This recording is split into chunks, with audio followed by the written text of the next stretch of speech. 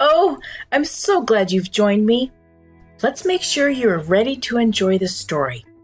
Are you in a comfortable position? Are your ears ready to listen? And is your mind ready to focus? Well, then let's get started.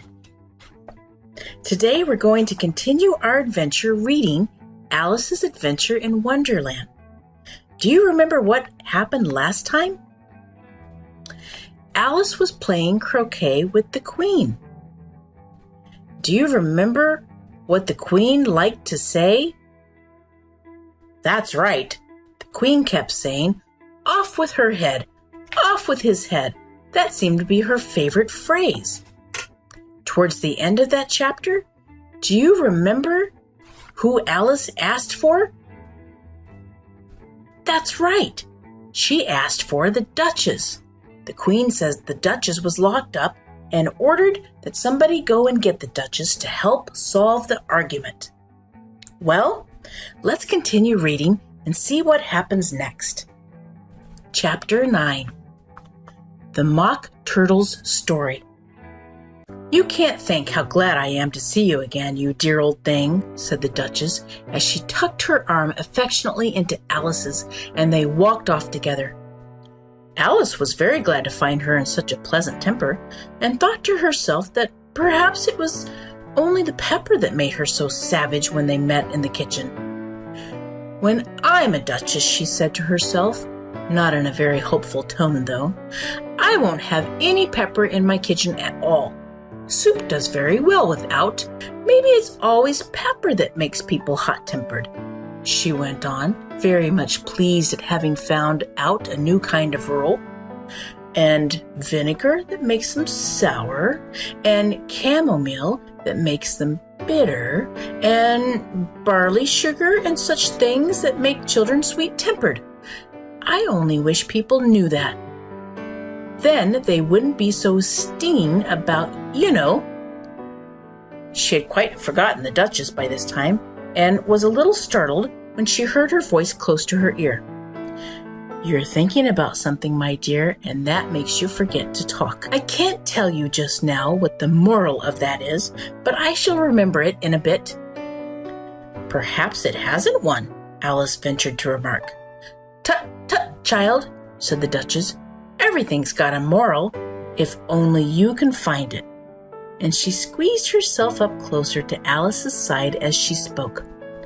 Alice did not much like her keeping so close to her.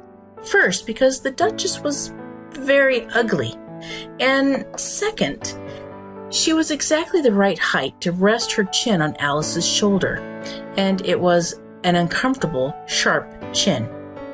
However, she did not like to be rude, so she bore it as well as she could. "The game's going on rather better now," she said, by way of keeping up the conversation a little. "'Tis so," said the Duchess, "and the moral of that is, oh, 'tis love that makes the world go round."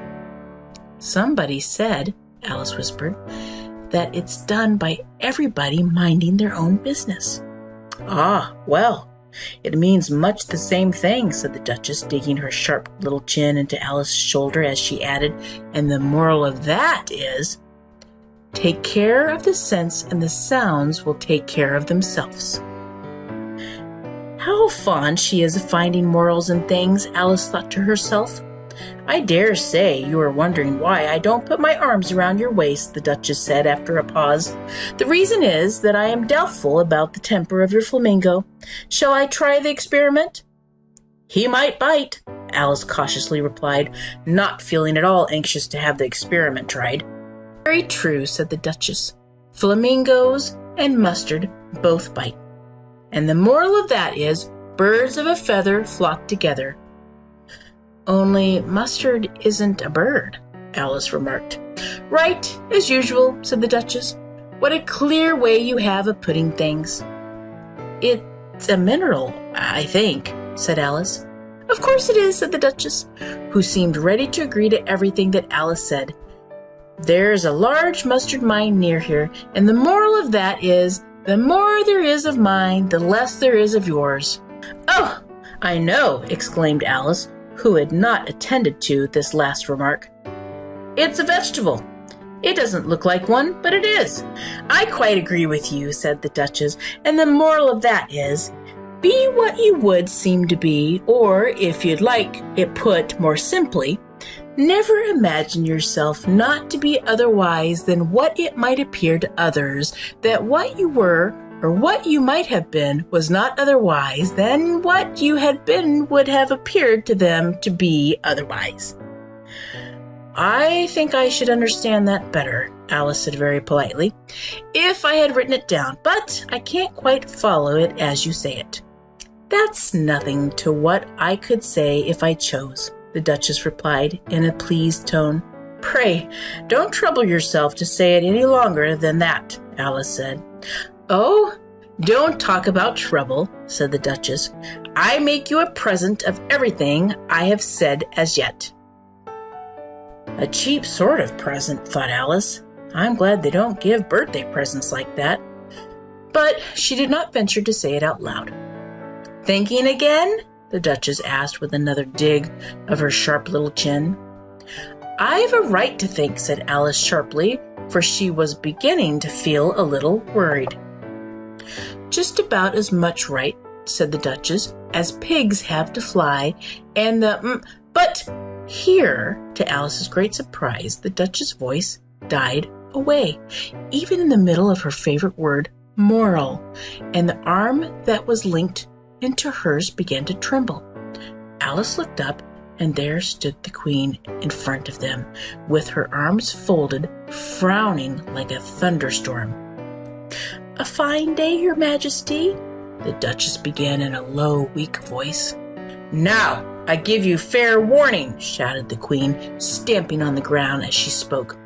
Either you or your head must be off, and that in about half no time. Take your choice. The Duchess took her choice and was gone in a moment. Let's go on with the game, the Queen said to Alice, and Alice was too much frightened to say a word, but slowly followed her back to the croquet ground. The other guests had taken advantage of the Queen's absence and were resting in the shade. However, the moment they saw her, they hurried back to the game, the Queen merely remarking that the moment's delay would cost them their lives. All the time they were playing, the Queen never left off quarreling with the other players and shouting, off with his head or off with her head. Those whom she sentenced were taken into custody by the soldiers, who of course had to leave off being arches to do this, so that by the end of half an hour or so, there were no arches left, and all the players except the King and the Queen and Alice were in custody and under sentence of execution. Then the Queen left off, quiet, out of breath, and said to Alice, Have you seen the Mockturtle yet? No, said Alice. I don't even know what a Mockturtle is. It's the thing Mockturtle soup is made from, said the Queen. I never saw one or heard of one, said Alice. Come on then, said the Queen, and he shall tell you his history. And they walked off together. Alice heard the King in a low voice to the company generally, You are all pardoned. Come, that's a good thing, she said to herself, for she had felt quite unhappy at the number of executions the Queen had ordered. They very soon came upon a Gryphon lying fast asleep in the sun. If you don't know what a Gryphon is, look at the picture. Up, lazy thing, said the Queen, and take this young lady to see the Mockturtle and to hear his history. I must go back and see after some executions I have ordered. And she walked off, leaving Alice alone with the Gryphon. Alice did not quite like the look of the creature, but on the whole she thought it would be quite as safe to stay with it as it would to go after the savage Queen. So she waited. The Gryphon sat up and rubbed its eyes. Then it watched the Queen till she was out of sight. Then it chuckled. What fun, said the Gryphon, half to itself and half to Alice. What is the fun? Asked Alice. Why, she, said the Gryphon. It's all her fancy, that. She never executes nobody, you know. Come on. Everybody says, "Come on!" Here, thought Alice, as she went slowly after it. I never was so ordered about in all my life. Never. They had not gone far before they saw the Mock Turtle in the distance, sitting sad and lonely on a little edge of a rock, and as they came nearer, Alice could hear him singing as if his heart would break. She pitied him deeply. "What is his sorrow?" she asked the Gryphon, and the Gryphon answered very nearly in the same words as before. "It's all his fancy that. He hasn't got no sorrow, you know. Come on." So they went up to the Mock Turtle, who looked at them with large eyes full of tears, but said nothing. "This here young lady," said the Gryphon, "she wants for to know your history, she do." "I'll tell it to her," said the Mock Turtle in a deep, hollow tone. "Sit down, both of you. You don't speak a word till I've finished." So they sat down, and nobody spoke for some minutes. Alice thought to herself, "I don't see how he can ever finish if he doesn't begin." But she waited patiently. "Once," said the Mock Turtle, at last in a deep sigh, "I was a real turtle." These words were followed by a very long silence, broken only by an occasional exclamation of "Yes, yeah," from the Gryphon and the constant heavy sobbing of the Mock Turtle. Alice was very nearly getting up and saying, "Thank you, sir, for your interesting story," but she could not help thinking there must be more to come, so she sat still and said nothing. "When we were little," the Mock Turtle went on at last, more calmly, though still sobbing a little now and then, "we went to school in the sea. The master was an old turtle. We used to call him Tortoise." "Why did you call him Tortoise if he wasn't one?" asked Alice. "We called him Tortoise because he taught us," said the Mock Turtle angrily. "Really, you are very dull." "You ought to be ashamed of yourself for asking such a simple question," added the Gryphon. And then they both sat silent and looked at poor Alice, who felt ready to sink into the earth. At last the Gryphon said to the Mock Turtle, "Drive on, old fellow. Don't be all day about it." And he went on in these words. "Yes, we went to school in the sea, though you mayn't believe it." "I never said I didn't," interrupted Alice. "You did," said the Mock Turtle. "Hold your tongue," added the Gryphon before Alice could speak. The Mock Turtle went on. "We had the best of educations. In fact, we went to school every day." "I've been to a day school too," said Alice. "You needn't be so proud as all that." "With extras?" asked the Mock Turtle a little anxiously. "Yes," said Alice. "We learned French and music." "And washing?" said the Mock Turtle. "Certainly not," said Alice indignantly. "Ah, then yours wasn't a really good school," said the Mock Turtle in a tone of great relief.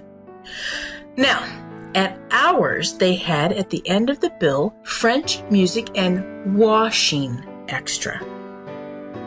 "You couldn't have wanted it much," said Alice, living in the bottom of the sea. "I couldn't afford to learn it," said the Mock Turtle with a sigh.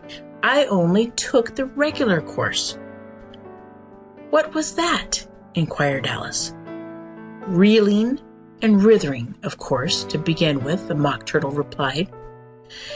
"And then the different branches of arithmetic, ambition, distraction, uglification, and dispersion." "I never heard of uglification," Alice ventured to say. "What is it?" The Gryphon lifted up both its paws in surprise. "Never heard of uglifying!" it exclaimed. "You know what to beautify is, I suppose?" "Yes," said Alice doubtfully. "It means to make anything prettier." "Well then," the Gryphon went on, "if you don't know what to uglify is, you are a simpleton. Alice did not feel encouraged to ask any more questions about it, so she turned to the Mock Turtle and said, "What else had you to learn?" "Well, there was mystery," the Mock Turtle replied, counting off the subject on his flappers. "Mystery, ancient and modern, with seaography. Then drawing. The drawing master was an old conger eel and used to come once a week. He taught the drawing, sketching, and fainting in coils." "What was that like?" said Alice. "Well, I can't show it you myself," the Mock Turtle said. "I'm too stiff, and the Gryphon never learned it." "Hadn't time," said the Gryphon. "I went to the classical masters, though. He was an old crab, he was." "I never went to him," the Mock Turtle said with a sigh. "He taught laughing and grief, they used to say." So he did, said the Gryphon, sighing in his turn. And both creatures hid their faces in their paws. "And how many hours a day did you do lessons?" said Alice, in a hurry to change the subject. 10 hours the first day," said the Mock Turtle, 9 the next, and so on. "What a curious plan," exclaimed Alice. "That's the reason they're called lessons," the Gryphon remarked. "Because they lessen from day to day."